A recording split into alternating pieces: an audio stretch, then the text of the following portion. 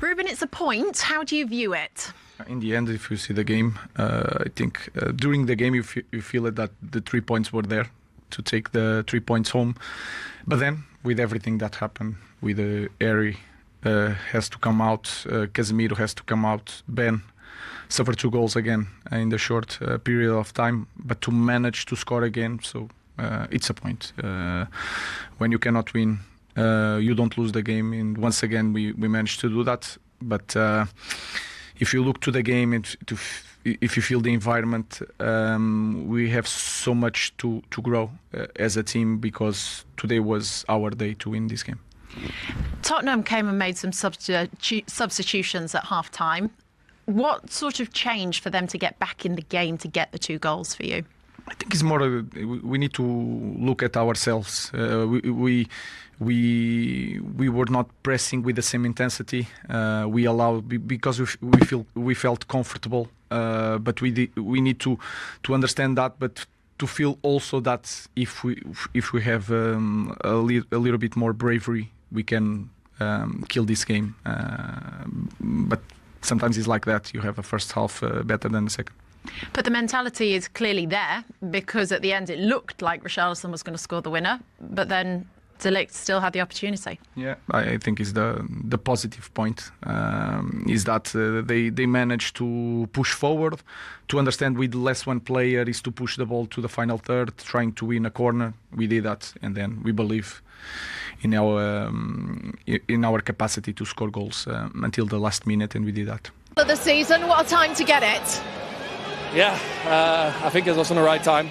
Luckily, we got a point here. I think we deserved more the way we played. Maybe the second half, I felt like we were a little bit tired, especially in the beginning. We didn't really get the chance to get out of our half. And then obviously it's waiting until they have. The first goal, I think it's a little bit lucky. I blocked the ball, it goes in. It's a difficult situation. I'm a little bit upset about that. But in the end, I'm really proud of the team, how we fought back, and in the end get a point in a quite a difficult stadium. Look, were you a little bit shell-shocked to go 2-1 down, that Richarlison goal, and then you've got a couple of minutes, but what does that show about this United, that you still found a way? Well, I think it's the same as last week. Last year we lost against Forest 1-0. Last season we lost against Tottenham 1-0. And today, and also last week, you see that we still have the fire in our belly to get a point, to get a goal, even with 10 men. And that way I'm really proud of the team. And the season is long, so in the end, if you don't lose these kind of games, it's always more important than drawing is more important than losing. So it's fine. Well, look, it's 5 unbeaten now this season for you guys under Amorim. What has been the turning point? Well, I think also today you saw we are really dangerous for opponents. We have a lot of speed in the front. We're really stable. We know our strengths also well. We utilize them also well. I think today even we had a lot of more opportunities to get in behind them because they are vulnerable in this. But I think we played a good game, and I think we could deserve a little bit more. Yes, thanks so much for talking to us. Premier League, and as you can hear, one that has ensured a point that he feels is the least Manchester United deserved today, having conceded those 2 goals in 7 minutes. And Manchester United haven't scored many from set pieces, actually. Nice to see a goal from a defender and sharing these goals around. It is, and it's normal to score from a set piece for defender. But the major thing here for me is during the game he was marked in a set pieces by Brennan Johnson, which for me, as we spoke with Jay, is a mismatch. De Ligt is a strong and powerful defender. Brennan Johnson is quite the opposite. He is not as strong as him. You can see, especially on this set piece, how he loses De Ligt from the side.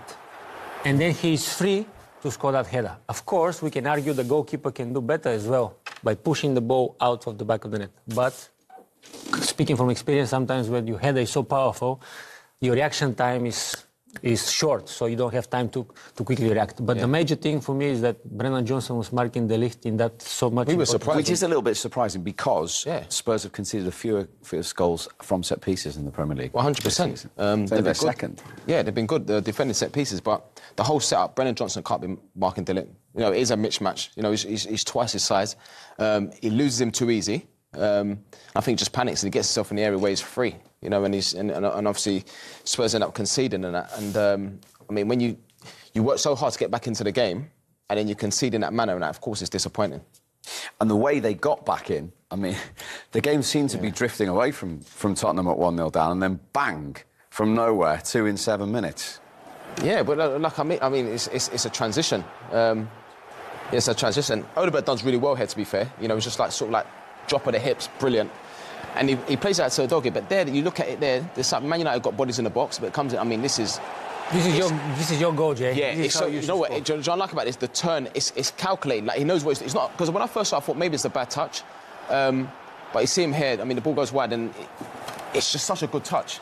You know, he means to do it, and you know you see here. But even so, I just feel like I spoke before to Berber. I said about when I played against Ferdinand and Vidic, and you know if you got the better of the first man, the other man would always cover. And I just think when you look at it here, I've just felt like Luke Shaw maybe. Because when the ball goes wide, you're defending the box. When the ball goes in the box, you're defending the goal. I just thought maybe he could have sort of like covered and tried to block. But saying that, it's an amazing turn and finish. How clever was Richarlison then for 2-1? Oh, man. Ugly goal, for sure. Ugly goal. But sometimes this type of goals are the most precious that you can score. And it was a typical centre-forward goal at the right moment, the right positioning, following the game, positioning your body in the proper way that you be ready for the ball. And I don't think he even scored with a header, probably a shoulder or something like this, but he was right there where he's supposed to be and following. So that was one centre-forward at one end, but I must ask you, at 1-1, Benjamin Šeško, on as a substitute, and actually came off injured in this as well. How big a moment was this for him and for United? Because if this goes in, he makes his confidence sky high, doesn't he? Yeah, and we used to be strikers as well, and I want to be supportive, sympathizing with his situation. Yes, he needed to do better here, maybe take the ball more to the left foot, so this way eliminated the defender. We cannot take away from the tackle of Mickey van der Ven as well. Great tackle. But maybe that lack of confidence, playing minutes, that affect a player. And then when you get injured out of it, then it shows that you are maybe not ready to step into the game at full speed. And I said that. I said before the game, at the top of the show, I said that for a centre-forward, when you've rested, dropped, wherever it is, you're not in a team and you're disappointed, but make sure you're ready to come on, because you can change the game. You know, you get a moment, you get a chance where you can change the game. And I felt like that's his chance. I'm not saying it was an easy chance, because it was a great tackle, but at the same time, when you go through like conviction and... If you're scoring goals for fun and you're in the group... Oh, yeah, probably he's going to score. It's the first touch always makes the goal. And the first touch, if you take the ball off the line, away from the defender, then you can go and finish. But when he watches it back, he'll be disappointed at that, because it didn't actually have a shot at goal. So come on and make an impact. So let's get the shoulder goal out of the way then. You describe it as ugly, but it was a huge goal for Tottenham at the time, and for Richarlison, as you saw his reaction. Some of the most important goals are the ugliest one. But again, the right moment at the right time. Look at him. He's following and waiting for the ball. Yes, you can speculate that the defender, whoever he is, I cannot see from here, is going out slower than he needs to look. But the position... Ugarte. It can happen, but the positioning of the body... I think that's even a shot from Odegaard. I don't think it's a cross, it's a shot. He's trying to shoot last minute of the game, put the ball there, whatever happens, but it ends up in the shoulder of Richarlison, who actually is pointing it out towards the goal. Yeah. Hoping that the ball is going to end up in the back of the goal, which happened. Yes, it's a proper scruffy number 9 goal, but you have to be there to make contact and get it in the goal and that. And then it looks like Tottenham are going to get 3 points. You know, started slow, but then eventually, you know, with the good changes, got back into the game. And is that the disappointment from Tottenham? Yeah, 100%. Having swayed it to go 2-1 up in front with a minute to go. I think so, 100%. I think you've got to then see, you know, you've got to see the game out. You know, there's not long there. You've got to see the game out. Set piece, you have to make first contact. It doesn't matter where it goes, just make first contact, clear your lines. We said before about, you know, away from home, they've been so good this season. But then at home, the home form's not been the same. But I suppose the positive that you can take out of the game today is that obviously the way that they finished. And for United, the way they finished as well, actually, with that last minute, with that character, they've done it, as I say, 2 weeks running away from home. No, you're not having it, are you, Berber? For sure, you can say character, coming back, blah, blah. But they weren't doing it last season, were they? No, that's the improvement. But you are leading 1-0. In a way, you control the game. And then, last minutes of the game, you're trailing 2-1. I'm pretty sure that Richarlison was thinking, I want the game for my team.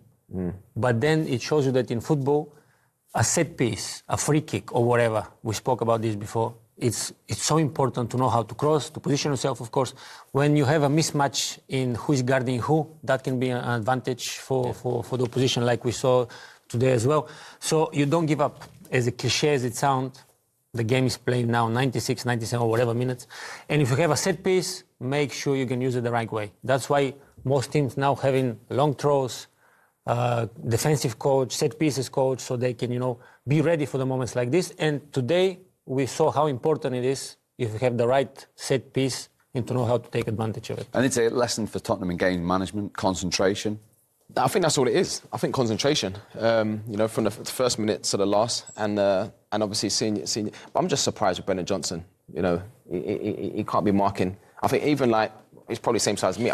My job was always. Is he marking space or is he marking a player here? Do we think he's marking a player? But I remember always instructed to. Or? Look, he's following him. Yeah. He's trying to see where he is. Yeah. But then you have to, and it's horrible when you're in there, but you have to stay with your man. And even if you're not going to win the header, but you have to try and bump him so that he doesn't get a clear header at goal. But Jay, of course, I don't think it's his fault. Probably the manager, whoever makes the set pieces, says you need to mark the Ligt today. Yeah. And I remember how I hated marking someone bigger than me, and I'm a big guy. Yeah. So I can imagine how he was probably feeling, thinking, "Oh God, I hope the ball is not coming my way." Yeah. No. It is like that. Mismatch. Shouldn't be marking him. Interesting. From United's point of view, the positive is they've scored in 7 games in a row, but they've still kept just 1 clean sheet all season.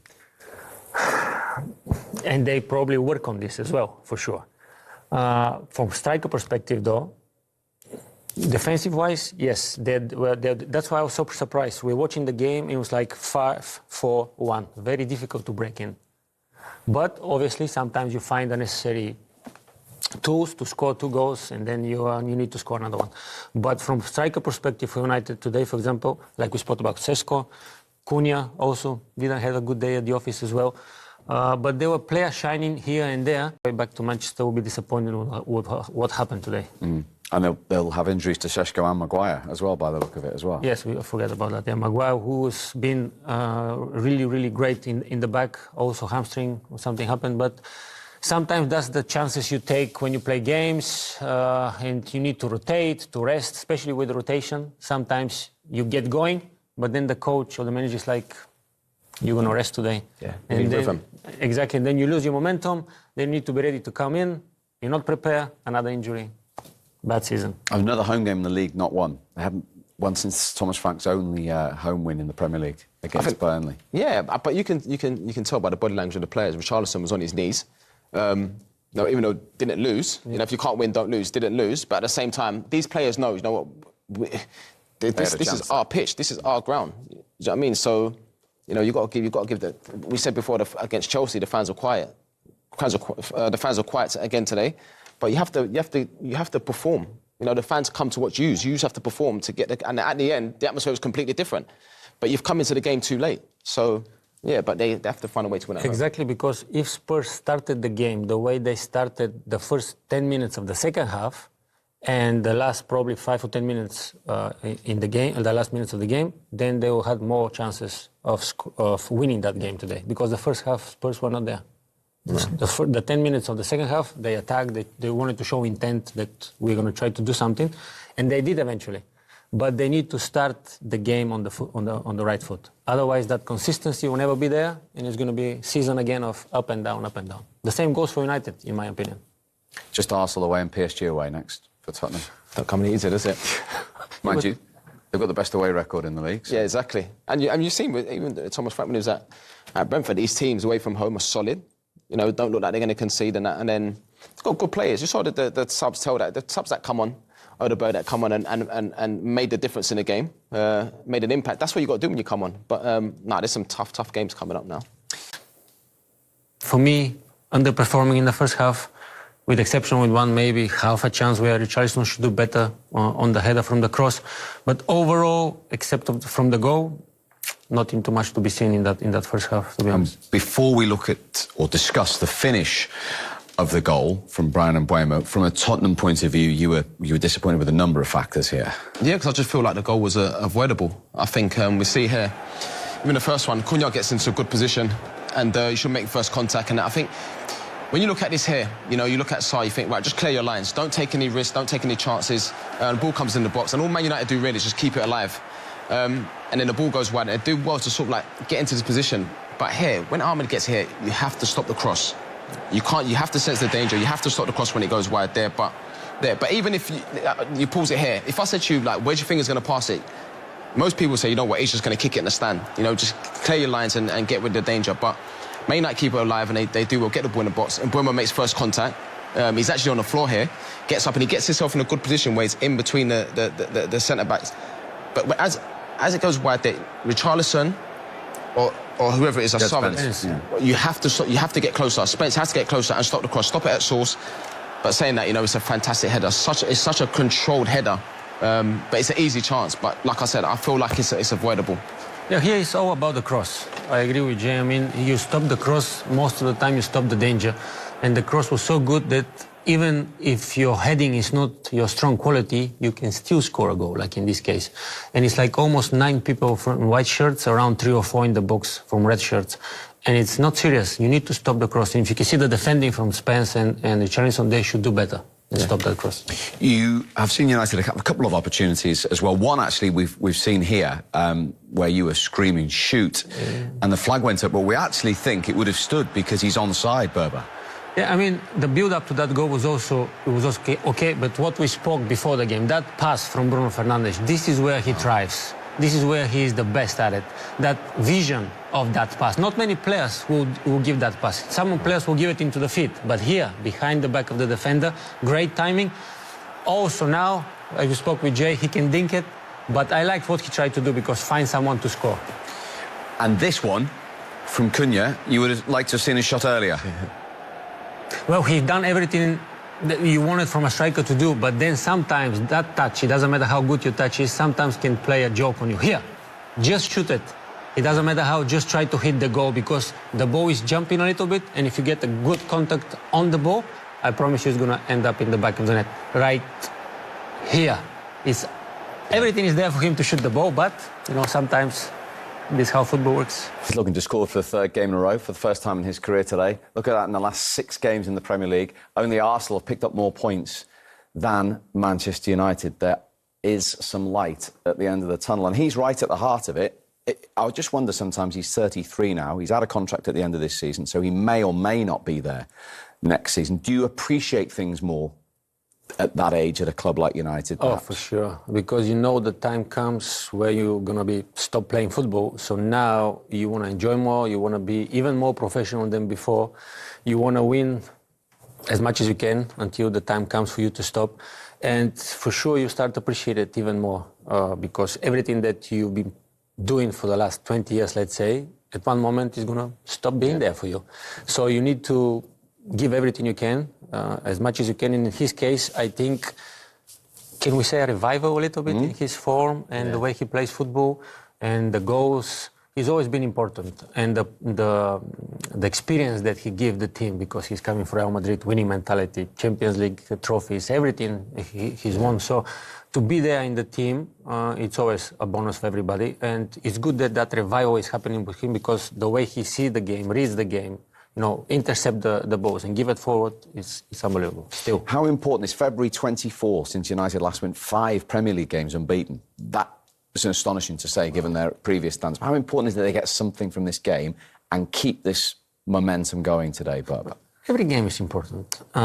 It will help that the Manager of the Month award and the Player of the Month award both goes to United, player and a manager. That will give... Sometimes it doesn't. It's a curse.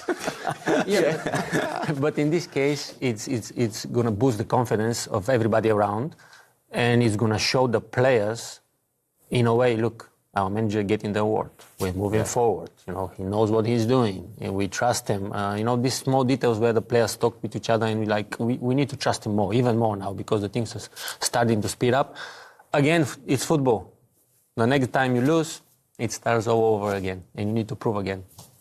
For Spurs, how different a fixture is this to perhaps it might have been 6 games ago against Manchester United? Yeah, I mean, because obviously Man United, they've got the momentum, they're playing well. You know, you mentioned Casemiro. I think for him, sometimes as a player, an experienced player, when you've been criticised, sometimes in a funny sort of way, it's a good thing because then you feel like you've got something to prove. Although he's got nothing to prove because he's done so much and the titles that he's won. But he'd be massive, for the dressing room. His influence, not on and off the pitch, is massive. But I think for Tottenham, I've been disappointed with Tottenham's home form. Away from home, they've been one of the better teams in the Premier League this season. But for some reason, the home form has not been the best. I'm glad that he's made the changes. I think Sarr has to play in the middle of the pitch because it gives you a little bit more legs and someone who can go forward and try and sort of like connect with the forward players. Brennan Johnson last season, he's not featured that much this season. Last season he was the club's top goal scorer, I think 17 or 18 goals. So the fact that he's made changes, I think that was needed. But at the same time, it'll be a difficult game because obviously Man United are playing well. The Premier League's Manager of the Month, the Premier League's Player of the Month, is Brian Mbeumo, who Casemiro was talking about quite rightly, causing plenty of problems against United playing for Brentford. How impressed have you been in a United shirt? What kind of difference has he made to the team, Baba? Well, I think it's a type of player that obviously can cause problem. It doesn't matter who he plays against. And, now, that's why I mentioned before, the Player of the Month award is going to give you that even more confidence in your ability to ask the ball, to demand the ball, to make the run. Of course, having someone to give you the ball is also a nice thing. And he have the eye for the goal, of course, with the left foot, with the dribbling ability. He's sliding in nicely into the squad of United, in my opinion, from all the, if you ask me, from all the signings.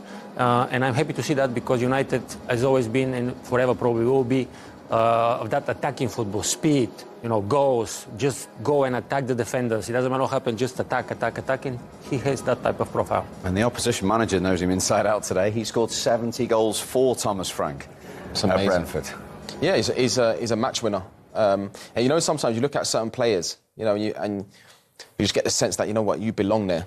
This is a massive football club. Just takes it in his stride. He's got good football personality. Even when he misses chances, you think, OK, you fancy him to always score the next one. But, Player of the Month, it's well-deserved that he works hard. And you know what? He reminds me of Mo Salah.